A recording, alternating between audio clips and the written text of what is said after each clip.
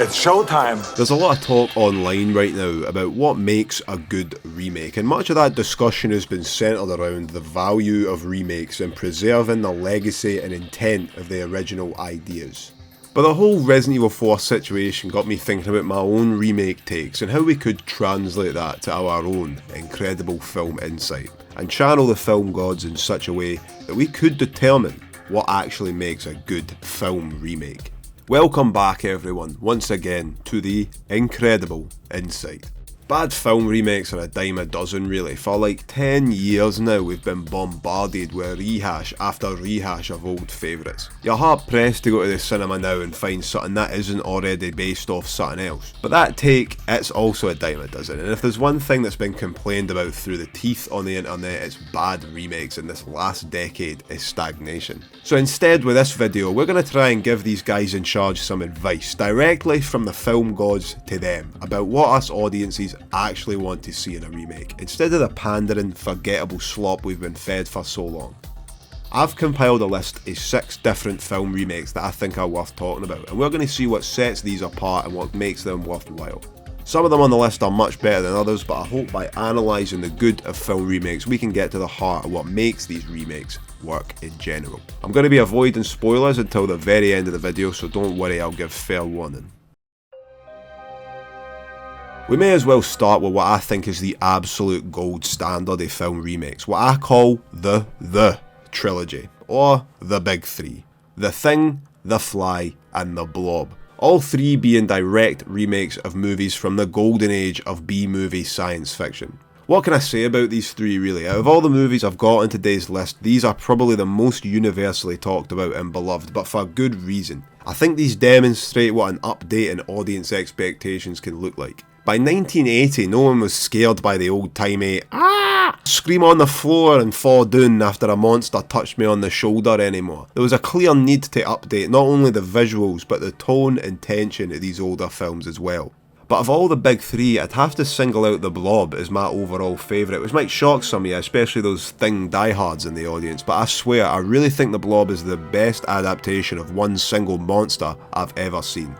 Blob in the original, laughably bad, fucking jammy piece dribble. In the remake, holy shit, that thing is like fucking digesting people, what the fuck? One of the things that makes these films particularly worthwhile and stand out to the point where most people aren't even aware that they're remakes is their choice of movie to draw from in the first place. Monster science fiction from the 50s is a goldmine for remakes, and if you want to remake a movie, it's always better if the source material is a bit of a piece of shit movie to begin with. If you ask me, this trend should totally make a comeback. There's so many untapped B-movie popcorn flicks out there to try and modernise and adapt. I know they tried it with The Thing like a decade ago and that one was shite. But like, I saw this film recently, right? I think it's like free on YouTube because literally nobody cares about it anymore, and it's called Fiend Without a Face. It's got like this army man and that, and like a military experiment that goes wrong and creates these fucking brain demons, and they like jump on people and mind control them, and I was like, holy fuck. You could make that like so gory and fucked up without all this, done. He's dead. You could have like their fucked up stems going to people's ears and noses, proper like H.R. Geiger shit. It's perfect source material, but no one looks twice at these films anymore. We could make this happen, lads. Get us one step closer to this Fiend Without a Face remake. You can get there by subscribing to this channel and liking this video, and if you're really keen, check out my Patreon. Every little bit goes towards making our Fiend Without a Face dream a reality. Think about that for a second. Now this one might be a bit personal, and many might think the Karate Kid remake from 2010 with Jaden Smith is a waste of time. You're wrong. This film is a great remake, and one that I think many disregard just because of how infamous the Smiths are nowadays. People that are my age and they're just kind of What makes this one work though, I mean, it's not going to be much of a surprise. You know who I'm about to fucking talk about, you know who I'm about to fucking glaze. The master himself is in this one. My GOAT. Jackie Chan. The original Karate Kid is great, right? The message, the characters, the music. The more I think about it, I'm weirdly a huge fan of the Karate Kid franchise. I've seen all the films, even the new remake, which I'll talk about in a second. Even Cobra Kai. What the fuck is Cobra Kai? Bitch, don't you know I know karate? But the fighting in pretty much all of them, bar the 2010 remake, is...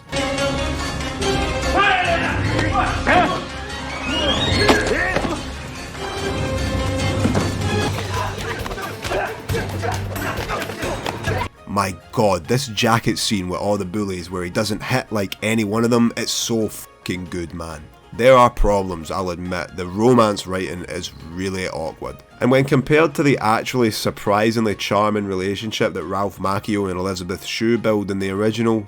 Yeah, remember that guy I had trouble with on the beach? Oh yeah, King Karate? Yeah, it was my ex-boyfriend. Oh, that's good to know. What? What? Oh yeah, you're right. You're right, I know. What are you doing? Oh, it's just this little voice. You know, it's telling me I gotta be some kind of a yo-yo to be talking to you right now. Wait, whoa, what's going over here? It's just night and day, really. Also, I don't think the pick up, hang up your coat thing works as well as wax on, wax off. However, Jackie Chan honestly just turns in such a great performance in his scenes, and the fighting choreography is taken to such a high bar that I actually find the remake, the 2010 one, a lot more visually engaging than the original. And that boost in fight drama and tension makes the struggling Dre Parker's character a bit more intense and honestly feel a bit more dangerous than that of Daniel LaRusso from the original. But maybe that's due to how fucking terrifying this little kid is compared to Johnny. Might not be everyone's go-to pick, but I think the 2010 Karate Kid is well worth a rewatch if you haven't seen it in a while. If you've avoided this one because of what you've heard, I'm here to tell you it's worthwhile. Jackie's fight choreography, as well as the film actually being set in China, bring a lot new to the table. Give it a try. As for 2025's Karate Kid Legends though... Wait, dude, that's it. What? Our new business idea. What are you talking about? We open our own pizza place. We call it Miyagi-Do. I mean, this one's for diehards, really. If you found yourself accidentally being a Karate Kid franchise super fan like me, then check it out merely for the fact that it is batshit insane and makes no sense whatsoever. But in kind of a funny way, like Cobra Kai. It starts with this pizza parlor guy, right? And he's in New York and he wants to box for money. So he gets trained by the Karate Kid in this one. And I thought that was quite a cool twist on the formula at first. Like, alright, okay, cool, that's a bit different. Having the student be the adult and like the Karate Kid being the master. But then like halfway through the film, the big fight happens, the box happens with the pizza parlor guy. And then Ralph Macchio and fucking Jackie Chan just show up and start training the Karate Kid for a completely different tournament, and the rest of the film just centres around that. And the whole film, the second half of the film is just completely different from the first half. And like the Karate Kid has like a brother who like was murdered by like this film's fucking crease. I've already lost track again, fuck it. What would you do if you accidentally discovered the house next door was occupied by something not human? Something horrifying. Something unspeakably evil. Fright Night is a film that honestly doesn't get talked about enough. I hinted at this one all the way back in my accent tier list video, so it's been on my radar to talk about for a while now. The original Fright Night is about teenager Charlie Brewster, who discovers the new charming neighbour he has is a vampire. That might sound brief, but it is all the plot synopsis you need. Like I said, it's a very simple movie, but simple in the way that the premise is tighter than a chicken's arse, and they get a lot out of such a short premise. Peter Vincent, the TV vampire hunter and the host of the fictional Fright Night, is a real highlight. And yet another reference to a Where to Start video. Peter Vincent, great character, and he's the best source of comic relief in the whole film. Much better than that fucking annoying Brewster. High praise for the original.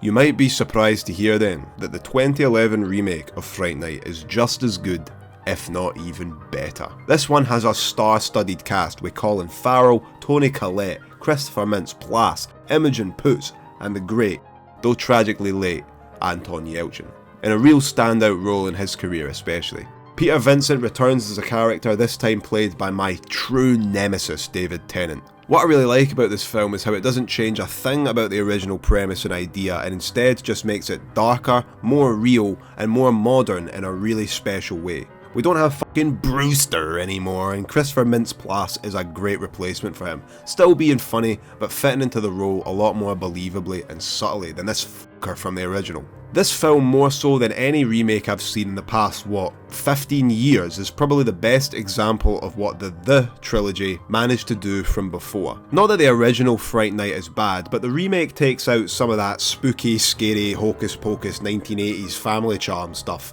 and moves it more in line with like the insidious ghost screamer, almost stretching into David Fincher style film that audiences are now more accustomed to. It's a visual style I think the film uses to create some great tension, but also some great comedy, as playing it so straight really adds to the laughs, especially when David Tennant enters the picture. His character is a great example of how this film changes the ideas of the original. The new direction for the character is absolutely hilarious, but works really well as almost a parody of the Insidious style Ghost Hunters filmmaking. I know it came out 15 years ago now, but I wanted to give it my recommendation as a great remake I think yous will enjoy. Jumping to something more contemporary, I wanted to discuss Edgar Wright's recent remake of The Running Man.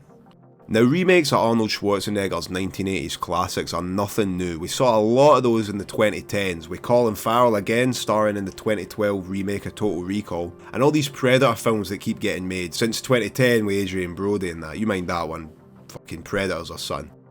Without a shadow of a doubt though, the one movie that contains what I'd call the quintessential Arnold cheese. You might think it's Commando. Flight attendants are Susan and Lance, and I'm Vic. We're here to make... Do me a favor. Don't disturb my friend. He's dead tired. But I'm sorry, The Running Man outclasses every single other in the one-liners. There isn't a single Arnold film to date that has as memorable death puns than The Running Man. Give you a lift? Here is Sub-Zero! Now, Plane Zero! What happened to Gaza? He had to split. The only other contender is Mr. Freeze. Allow me to break the ice. The Running Man should be commended for this though. The commitment to the one-liners and that tone is what gives this film so much character and charm for me. Every single runner is so fucking memorable. Hey, Christmas tree! There isn't a second wasted in this one. Every single scene is crazier and funnier than before. This is where I'm going to give a spoiler warning for this video. I've tried to be vague about the other films that I think are good so that you can go and check them out if you want, but I've got a lot to talk about with The Running Man, so I'm going to be spoiling both films pretty heavily. Warning now. So when I saw that Edgar Wright was the man in charge of the 2025 remake of The Running Man, I was pretty hyped. Edgar Wright, of course, famous for directing the Cornetto trilogy, which should go hand in hand with resurrecting that classic style, surely. All three of those films are homages and love letters to the genre favourites of Edgar Wright, and he's an exceptionally good director when making reference to particular genres and movies, without it ever coming across as a crutch or a lazy excuse like some modern writers. So needless to say, I expected great things with such talent behind a remake of such a great original film. And what we got was unbelievably dull. Well, more accurately, it was half dull, half fun, half serious, half goofy, which ends up just giving you just the strangest tone I've ever seen in a film. There's something you all need to know. I laughed my ass off smoking those goons. And I wasn't... Damn, cuz. I didn't say that, okay? I made a video about the network giving kids cancer. It's all fake. Son, you gotta get him out of here. Mom. Tonight. Right now. Karma delivery, motherfucker!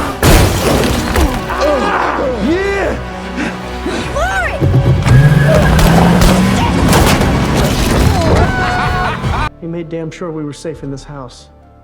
But every time he took that card out, well, you see what it did to my mom. And this is what they did to my dad.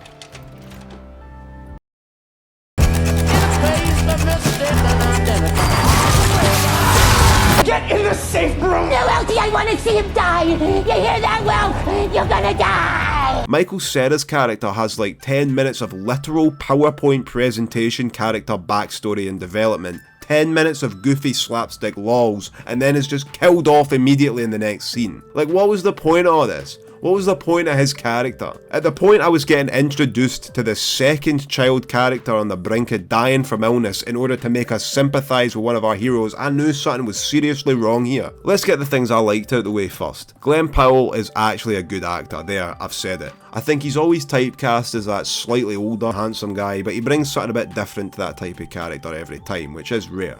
Some of the action scenes are incredible, well shot, well done with the music, which is to be expected considering, but really awesome nonetheless. And lastly, I think Josh Brolin's addition as a new character not really seen in the original gives the protagonist a bit more motivation and direction during the plot. Other than that though, the movie is just really boring. What I found interesting when I was writing about The Running Man and simultaneously observing all the recent YouTube discussion around the modern remake culture and the dumbing down of classics is how similarly my feelings towards The Running Man mimicked the Crowcat video's conclusions on the remake of Resident Evil 4. The Running Man remake has no soul like the original does. Hi, cutie pie. You know, one of us is in deep trouble. You know who I am? I've seen you before. You're the asshole on TV. I'll do any other show. The most anyone's ever won on another show is 1,000 ND, and I know it sounds like a tremendous sum, but it's not enough to get your family out of Slumside for good. Whereas on The Running Man, merely surviving a single week. Go!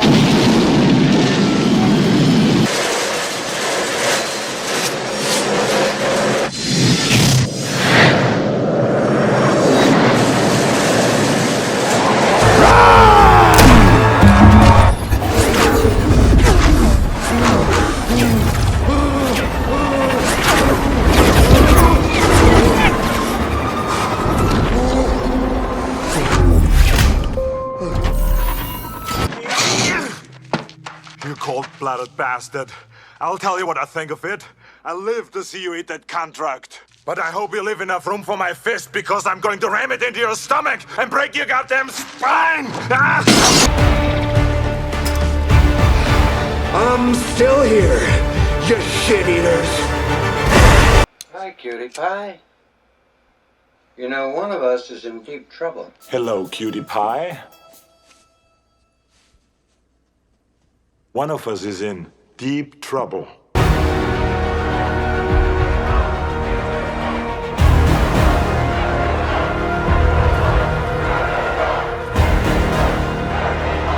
In 5. Much like how Resident Evil 4 Remake takes a campy, bombastic and borderline ridiculous narrative from the original and modernises it to be more serious, more realistic, but more predictable, Edgar Wright 2 takes The Running Man, Arnold Schwarzenegger's simple, one-liner rebel vs Empire masterpiece, and makes it about children with terminal illnesses who need saving and anger management issues. It's sad, right? You can't even really feel Edgar Wright's mark anywhere on this film outside of these great action scenes, which was a huge disappointment for me. I was more excited to see his name attached than anything else, but there's no good jokes or good dialogue really. And I'm not a prude or nothing, I like a good bit of mouthing off, but this film has an overuse of swearing that verges into edgy 14-year-old movie script territory. It's not a terrible film, but it's a pretty dull disappointment from such a great combination of source material and auteur. So with all the films we've looked at today, it might be tough to determine exactly what makes a remake great, but I think it boils down to two distinct factors. Number one, the source material. I think from our big three we can glean that better source material doesn't always make for a better remake. And sometimes remaking a bad film that could really use an update is more productive than remaking something people still watch and enjoy. And number two, the brain behind the project. This is true of all filmmaking, but a remake has to come from the creative vision of an individual, and they should strive to apply their style and what makes them unique as an artist to the original. So there you have it. Good remake equals bad original plus good director. Squared. Cheers for watching. See you next time.